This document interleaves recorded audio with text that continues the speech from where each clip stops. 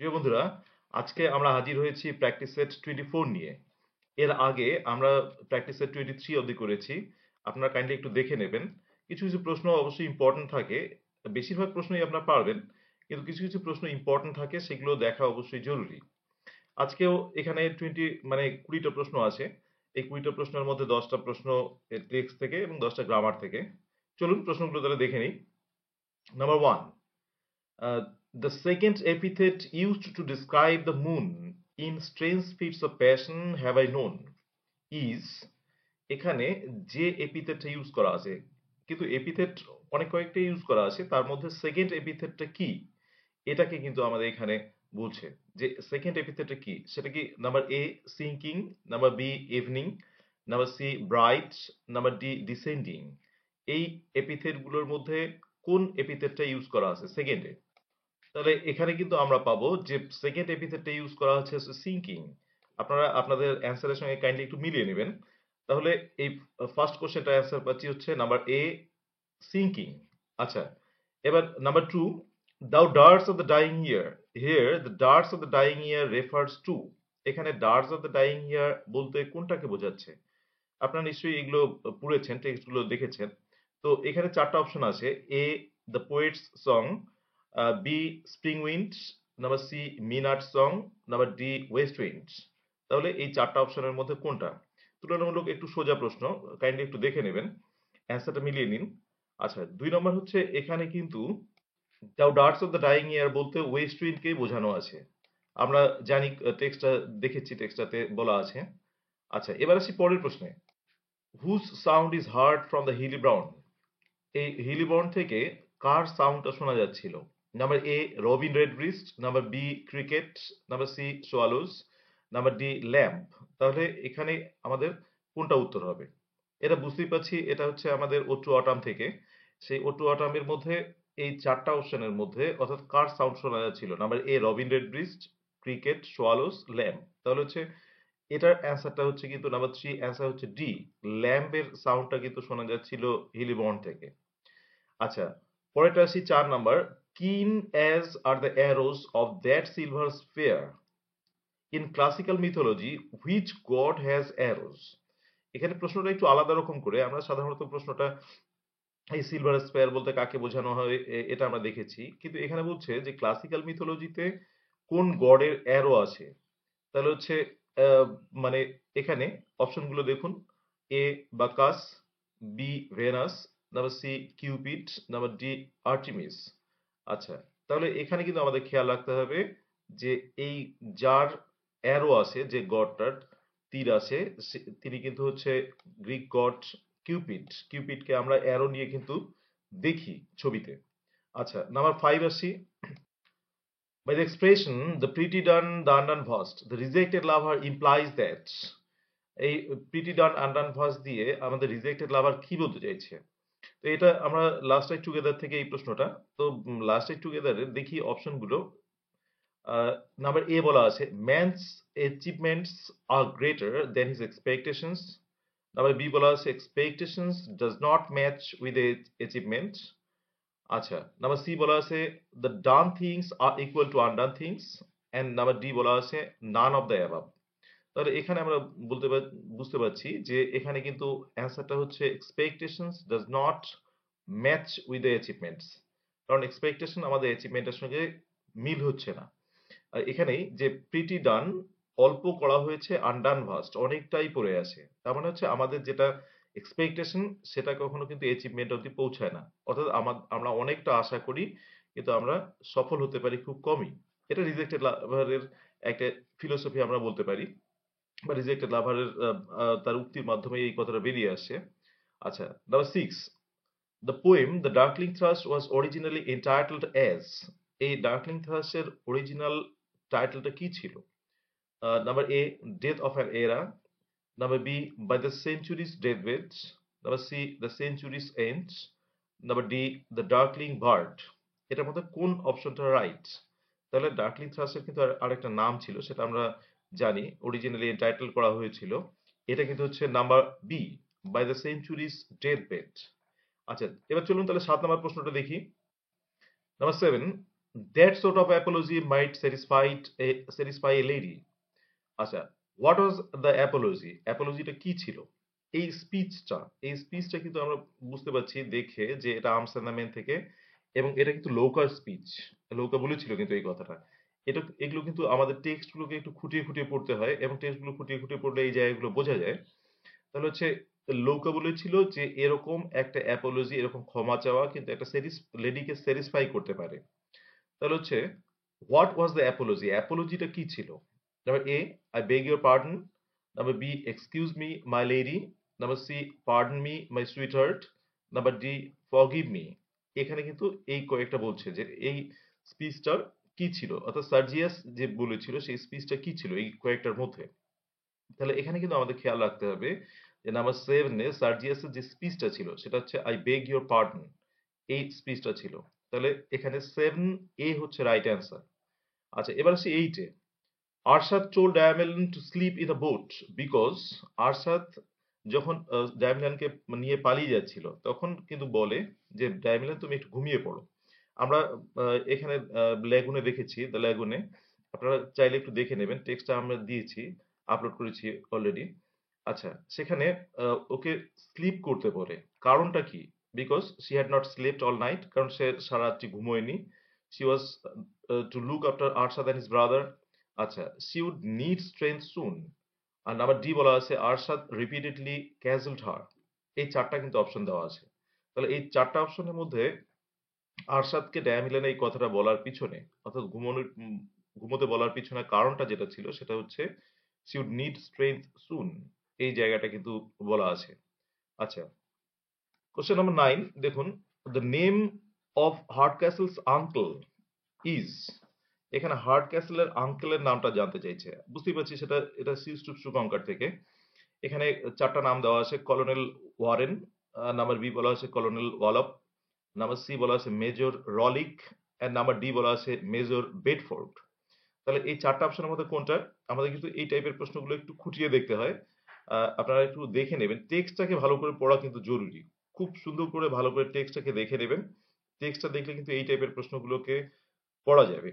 তাই টেক্সটটা কিন্তু সবার ১ম এ টেক্সটটাকে ভালো করে খুঁটিয়ে খুঁটিয়ে দেখা। এটা কিন্তু আমাদের ১ম কাজ। তারপর সেই মাল্টিপল চয়েস গুলো নিয়ে আলোচনা করা, বা মাল্টিপল চয়েস যেখানে পাওয়া যায় সেখানে সেই মাল্টিপল চয়েস গুলো দেখা। সব রকম মাল্টিপল চয়েসই দেখা উচিত। সেটা কঠিন হতে পারে, সোজা হতে পারে। ডিফার করে কিন্তু অপশনে।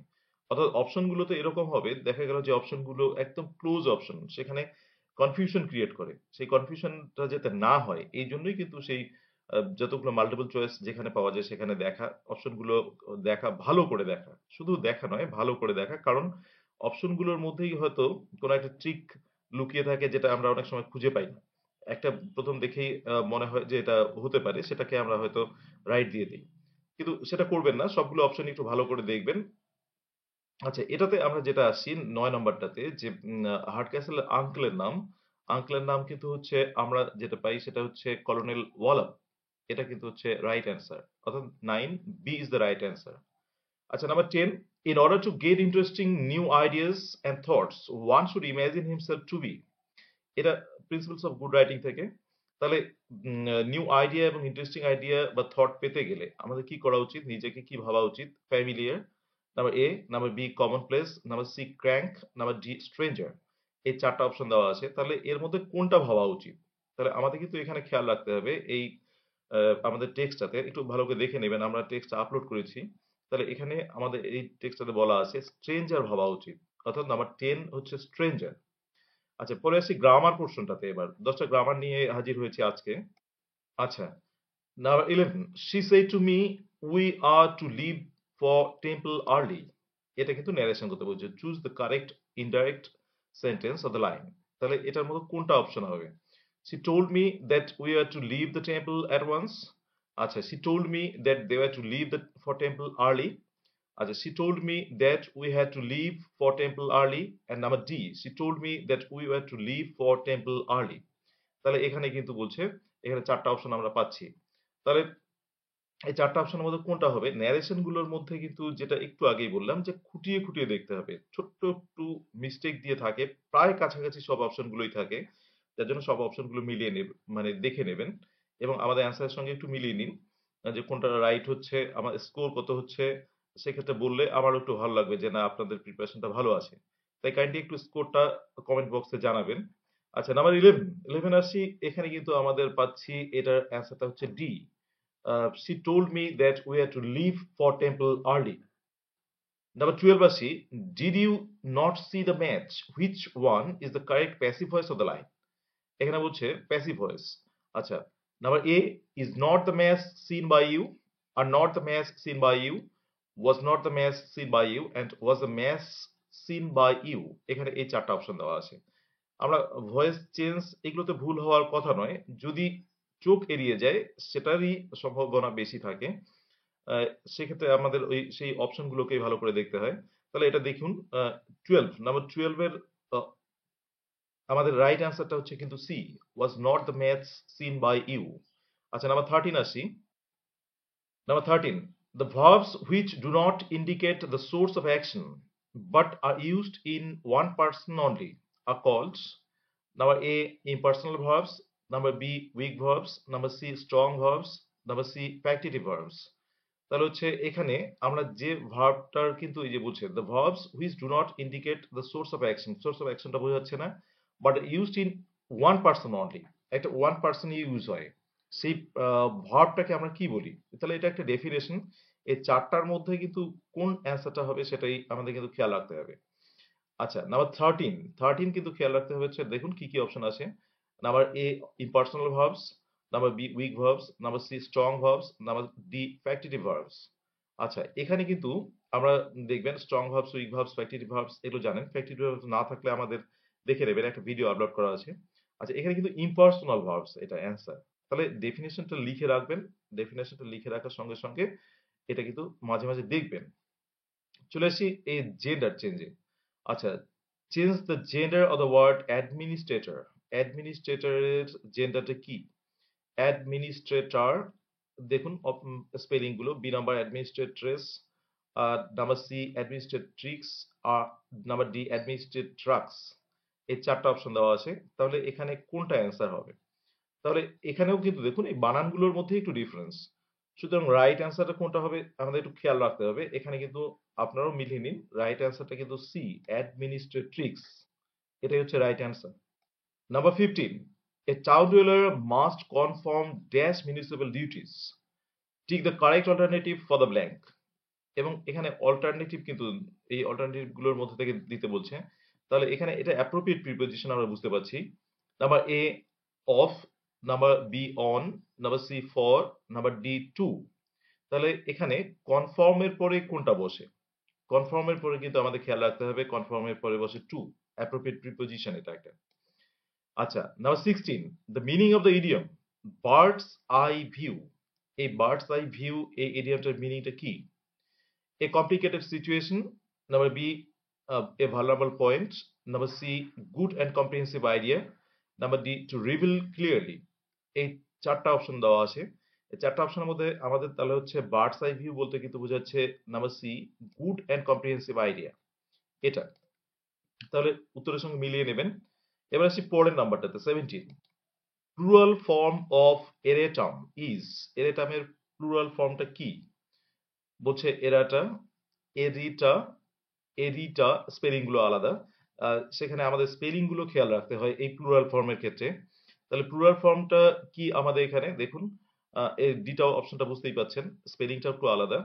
আচ্ছা, এখানে এরাটামের প্লুরাল ফর্ম কিন্তু হচ্ছে এরাটা, এই যে নাম্বার এ, এটা কিন্তু রাইট অ্যান্সার, স্পেলিংটা কিন্তু এরকম। আচ্ছা, নাম্বার 18 এ আসি। The government hopes to better the condition of the workers. Here the word better is, মানে বেটার কোন পার্টস অফ স্পিচ এটা কিন্তু জানতে চাইছে এখানে। অপশনগুলো দেখলে আমরা বুঝতে পারছি। Number A, noun, number B, adverb, number C, verb, number D, adjective. তাহলে কোন পার্টস অফ স্পিচ এটা কিন্তু খেয়াল রাখতে হচ্ছে। তাহলে এখানে বেটারটা কোন পার্টস অফ স্পিচ? বেটারটা কিন্তু এখানে আমাদের ভার্ব, অর্থাৎ C is the right answer এখানে। তাহলে number 18, C is the right answer. কারণ বেটার, দেখুন টু বেটার দ্য কন্ডিশন, ভালো করতে, আরো ভালো করতে, অবস্থাটা আরো ভালো করতে। তাহলে এটা কিন্তু এখানে ভার্ব হিসেবে ইউজ হয়েছে। আচ্ছা, নাম্বার 19 এ আসি। Has a house for her own, which mood is used in this line. এখানে কিন্তু মুড জানতে চাইছে। তাহলে অপশনগুলো কি কি? Indicative mood, imperative mood, subjunctive mood and none of this. এখানে কোন ধরনের মুড ইউজ করা আছে? তাহলে এটা কিন্তু আমাদের মুড ভালো করে দেখতে হবে। মুড কিন্তু আমাদের প্রয়োজন। আচ্ছা, তাহলে এখানে যখন কোশ্চেন থাকে সেই কোশ্চেন গুলো কিন্তু যদি এমনি কোশ্চেন গুলো থাকে সেটাকে কিন্তু আমরা ইন্ডিকেটিভ মুডেই মধ্যেই জানি। তাহলে এটা কিন্তু ইন্ডিকেটিভ মুডেই হবে। তাহলে 19 A is the right answer. That is indicative mood. আচ্ছা, এবার আসি পরের প্রশ্নটাতে। দেখুন, the new leader has been able to dash all opposition. তাহলে এটা কি বলছে? Tick the correct alternative for the blank. এটা কিন্তু গ্রুপ ভার্ব। দেখুন, বিয়ার down, bear away, bear out, বিয়ার আপ। যখন আমরা 100টা প্রশ্ন পাবো সেই প্রশ্নে, অর্থাৎ যখন বেশি প্রশ্ন পাবো সেই প্রশ্নে কিন্তু এরকম গ্রুপ ভার্ব ২-৩ টা থাকবে এবং আলাদা আলাদা রকম ভাবে দেওয়া থাকবে। তো সেক্ষেত্রে আপনার গ্রুপ ভার্ব গুলো কিন্তু একটু ভালো করে দেখতে হয়। গ্রুপ ভার্বে কিন্তু ভুল হওয়ার সম্ভাবনাটা বেশি থাকে। তাহলে এখানে the new leader has been able to dash all opposition. তাহলে হচ্ছে ৪ টার মধ্যে আমরা দেখি bear down, bear away, bear out and bear up. তাহলে কোনটা হবে? 20। 20 কিন্তু হচ্ছে রাইট অ্যান্সারটা কিন্তু হচ্ছে বিয়ার ডাউন। এটা কিন্তু হচ্ছে কারেক্ট অ্যান্সার। আচ্ছা, তাহলে মিলিয়ে নেবেন। মিলিয়ে নেবেন এবং কটা মিললো সেটা কিন্তু একটু দেখবেন। এবং প্রিপারেশন আশা করি খুবই ভালো আছে সবারই। কম বেশি সবাই ভালোই প্রিপারেশন নিচ্ছেন। তো এই এভাবেই আস্তে আস্তে সেই মাল্টিপল চয়েসের প্রিপারেশন গুলো নিতে থাকুন। আর এই মাল্টিপল চয়েস গুলো দেখতেই থাকুন। Thank you for watching the video. সবাইকে অসংখ্য ধন্যবাদ চ্যানেলটাকে সাপোর্ট করার জন্য এবং ভিডিওগুলোকে দেখার জন্য। সবাইকে খুবই ধন্যবাদ। Please subscribe the channel and stay tuned.